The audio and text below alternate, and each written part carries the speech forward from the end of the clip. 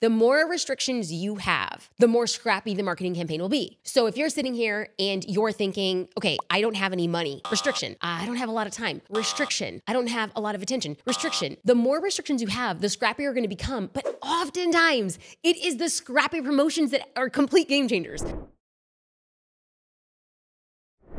Welcome back to the Jasmine Star Show, a place where we discuss business mindset, and today, how to generate a lot of excitement and attention in a marketing campaign.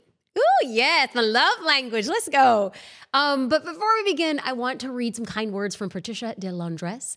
Patricia left a review and said, "Thank you so much for the informative, clear, and useful content. I'm loving them and taking notes daily. You are helping all of us grow stronger and wiser."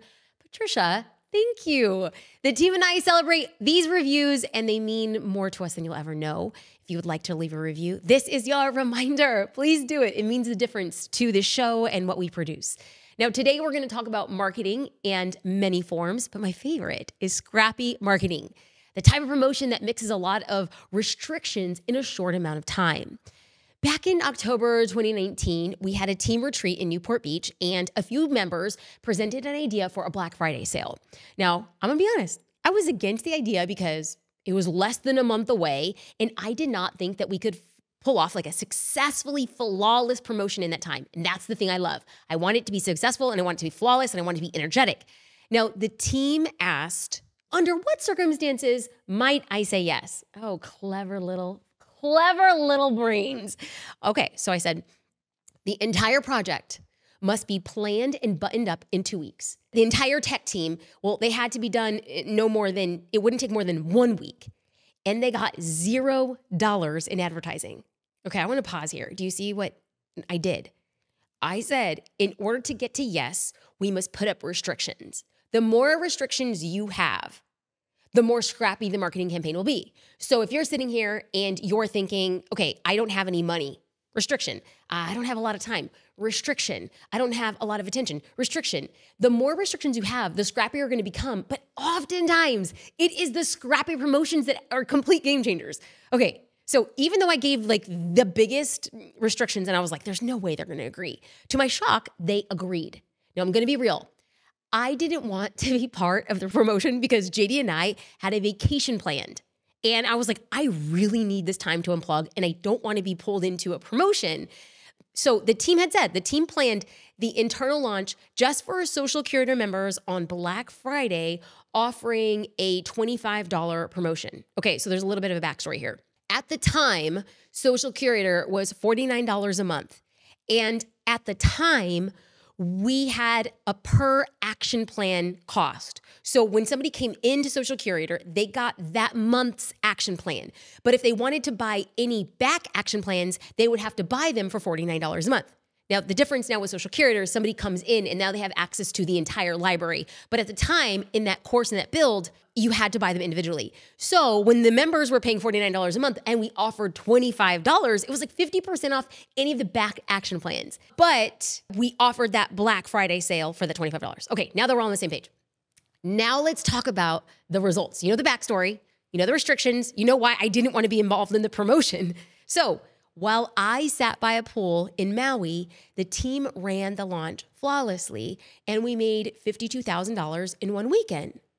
We used scrappy marketing within our community via newsletters and sent text messages without spending any money on advertising. It didn't take more than 3 weeks from the team. We simply made the sale all about the members. The team got really personal and the community loved the experience.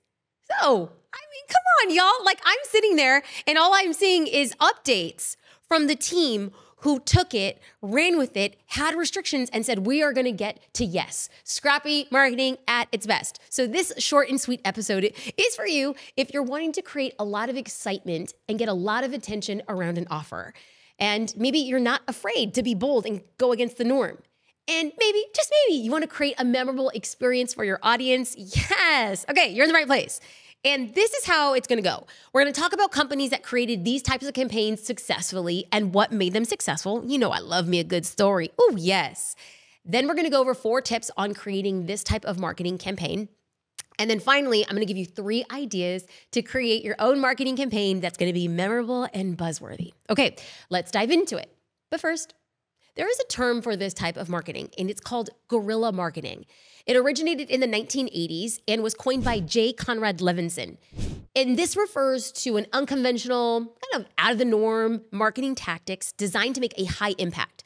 Now, the goal is to use creativity, maybe using a shock factor to capture audience attention, and then you want to generate buzz.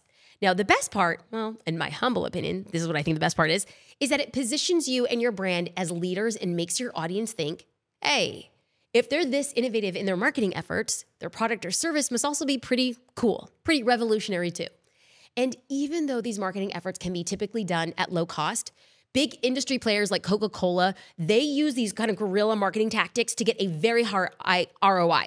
So let's get into some successful guerrilla marketing examples. The first I want to share with you is hands down my stinking favorite. They take the cake. The crown goes to them. I have not seen a better scrappy marketing campaign. Well, actually, I'll talk about a rival in a second, but okay, you want to know this? You want to know, I didn't add this in my stories, but as I was like, I want to keep this episode short, and I cut out the story, and here I am adding the story. One guerrilla marketing campaign that I thought was very, very, very interesting. The former CEO of Bumble, her name is Whitney, and they did not have a lot of money when they started. So what they did is they said, we're going to start off by targeting college campuses for Bumble. Now, for those of you who are not familiar, Bumble is a dating app, and it's predominantly led by females. The females get to choose who they want to engage with. Anyway, so they made shirts that said Bumble, bright yellow shirts that said Bumble. And what they did was they had these girls walk into college classes in motion, walk into the class wearing her Bumble shirt, look around and say, oh, I'm in the wrong room. And then she walked out. So just imagine this young girl wearing a bright yellow Bumble shirt across the front, walks in, looks around, and she became a walking billboard for people to say, well, what's Bumble? So all of a sudden, they had captured the attention in a classroom of their prime audience of a person, of their like user, a female on a college campus. Y'all, the cost of a teacher got them endless amount of attention. I loved that one. But Whitney does not get the crown. Here's why. Spotify. Y'all, Spotify. Their annual, that Year Wrapped campaign where everybody's sharing it on social media? Jeez Louise. By doing this, Spotify allows their users to see and share most of their listened to songs, their favorite artists, their podcast, and genres over the past year. Y'all, this dropped maybe I think it was 4 or 5 years ago. It's so simple. It is so genius. They give their users their own personalized data, and it is presented in a visually engaging way. And what do? It encourages them to share their results on social media. And this campaign turns users into brand ambassadors, generating huge organic reach and engagement. And here is the best part. It not only promotes Spotify's service, but it also fosters a sense of community amongst listeners. It is absolutely brilliant. So, time out. I saw this meme, or I saw this video. This marketing campaign works so well that I saw a video, again, on a college campus of somebody who was sitting, think of this like in an amphitheater, and they were sitting in an elevated higher row behind somebody else, and they saw somebody in Canva modifying their Spotify's Year Wrapped in review to change their actual results. How do you know marketing is so flippin' good? Is when other people want to be part of a different social conversation that doesn't reveal their true listening habits. You guys, people are creating their own marketing content based on another organization's marketing content to self-identify as being part of a community. Get the heck out of here. Okay, that's why they have the crown. So now here is your marketing action. Can you think of a way that you could create a piece of digital content that's personalized to your customers to share? Another example of guerrilla marketing is the hashtag Share a Coke campaign. I don't know if you remember this. It was huge. And it seems so silly when I talk about it now, but Coca-Cola personalized their cans by replacing that iconic Coke logo. And what they did is they replaced it with popular names on their bottles, like with a signature font. Now, this campaign encouraged customers to find bottles and cans with their names on it, or like names of friends, and to share photos on social media with the hashtag Share a Coke. This generated a huge amount of user-generated content. It increased the social media engagement and drove sales as people searched for their personalized bottles. Now, here's one thing that I thought was extra smart. This is why they get like that amazing head nod. You could even order custom cases online with a name. Again, innovative, brilliant. They're creating their product and having their people market it for them. So now here's your marketing action. If you create physical products, can you think of a way to personalize them to generate customers' excitement, as they post and share? Okay, I'm gonna do one more. Okay, this is the head nod part 2. We're gonna do one more and then we're gonna get into some simple strategies to get your brain going so you can create guerrilla marketing strategy because on this show, we all about action. The third example I want to share is Dove's Real Beauty sketches. So I really like this one because it just resonated on a deep level. So Dove hired a forensic sketch artist to draw women at 2 different times. The first time, the artist drew a woman based on her own description of herself. The second sketch was based on a description provided by a stranger who had just seen the woman. Now, the 2 sketches were compared side by side, revealing that the sketches based on the stranger's descriptions were more flattering and accurate than those based on a woman's self-perception. That is so freaking powerful. This campaign truly showed the difference between how women see themselves and how others see them. Now, the videos of these sketches, they were shared widely on social media and they garnered millions of views and they sparked conversations around body positivity and self-esteem, all under a while, like that campaign. That campaign was significantly reinforced Dove's message of real beauty, and it started a ton of conversations around self-image and body positivity. Okay, so how can you create campaigns like this for your business? I'm going to share some tactics and ideas, but first, here are 4 tips to creating your own guerrilla marketing campaign. Number 1, know your audience. Not just the ideal client. You hear me say that all the time. It's like, know who you're marketing to, but like your audience. Now, I know it seems counterintuitive. Everything that we do is to market to our ideal client, right? Especially when we're marketing to them, like talk to them specifically. But guerrilla marketing thrives on reaching people who might not be actively searching for your product or service. This is somebody who maybe knows that what they need exists, but they're not sure your product has to do it. It has very little to do with selling, and it has more to do with brand awareness. That's guerrilla marketing. It's always mostly like an exposure play. Now, don't get me wrong. Your ideal client, they should always remain the bullseye, right? That's who you're going to be focusing on. Basically, guerrilla marketing lets you cast a wider net of people who know they might need it, but they're not sure that your offer, your business exists. Number 2, focus on team-wide creativity. Why team-wide? Well, here's one reason. I watched one of Layla Hermosi's reels, and she said that she had everyone in her marketing and sales department write 4 ads because they needed a copywriter. They ran the ads to see whose ads were top performing, and it was the social media manager who was getting paid $15 an hour.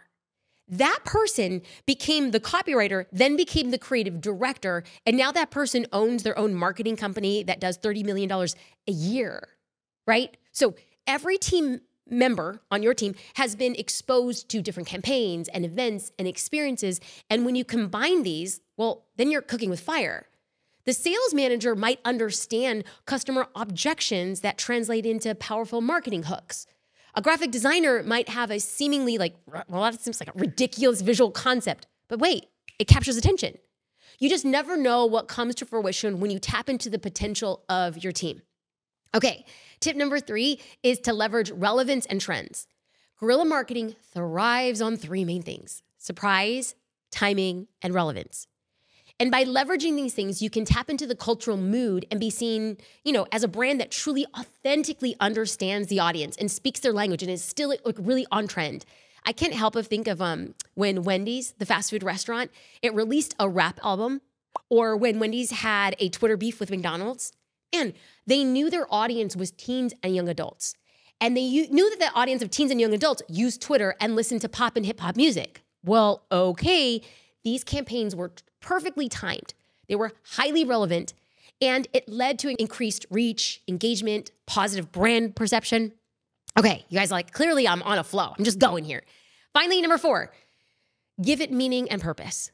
The Dove campaign did a really good job Now, by demonstrating that your brand cares about something that's just more than sales, you foster a deep connection with your audience.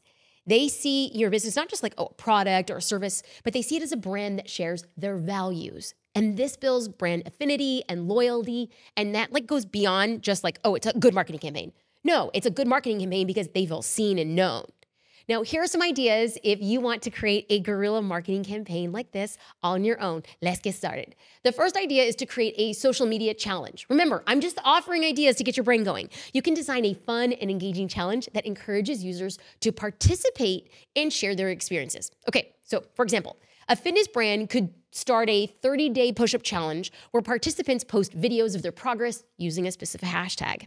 Now, I want to share a past guest of ours, Chalene Johnson. I'm going to link to her show in our show notes. I think she's just so smart, brilliant. She thinks fast, she talks fast, and she's so scrappy.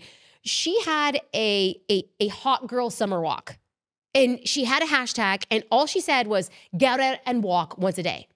Your commitment for 30 days was to walk, to add your hot girl summer walk. And she got tens of thousands of women to participate in this challenge. And this right here works as fantastic guerrilla marketing. So if somebody's out there using that hashtag, it's broadcasting to that person's friends, families, people who follow that she's doing this walk. And people are like, oh, I think I want to do a hot girl summer walk. And they became joining of it. Now, none of these people had an idea of who Chalene was, but by positioning herself in guerrilla marketing as the lead of it, it got people talking and knowing about Chalene in new ways. How much did it cost her?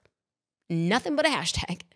What I really love about this method is that the participants get a result. Remember, when creating a social media challenge, you want to keep it simple, engaging, and relevant to your brand that's result-driven. This will encourage participation. It's going to get a lot of buzz for your business. Now, another idea is to run customer contests by letting them have a voice in your business.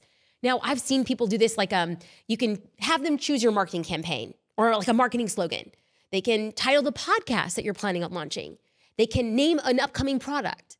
You can even let them choose a product or service that you're going to launch next. And if you choose the idea, well, you can reward them with a gift card, a free service, whatever. Just make sure, and this is very important, that you follow through on whatever promise you've given them. Have you seen the Pepsi Where Is My Jet documentary on Netflix? If you haven't, it's about how in the 90s, Pepsi had a promotional campaign where they promised a Harrier jet in exchange for a huge amount of points that you can earn from buying their products. Well, somebody tried to claim it and they didn't deliver the jet. And it cost them a lot in legal disputes and reputational damage. Anyway, when done right, and definitely not like Pepsi, this is such a great brand awareness and great PR. It shows that you listen to your audience and you care about their feedback. But here's the best part. Doing this will give your audience a stake in the game, your game that becomes their game. They know that you care about them and you care about what you offer, and your company is not just about one singular voice. Okay, so my third and final idea, I'm going to call it a brand mashup. Really, what this is a collaboration with complementary brands or businesses that create unique products or services or experiences.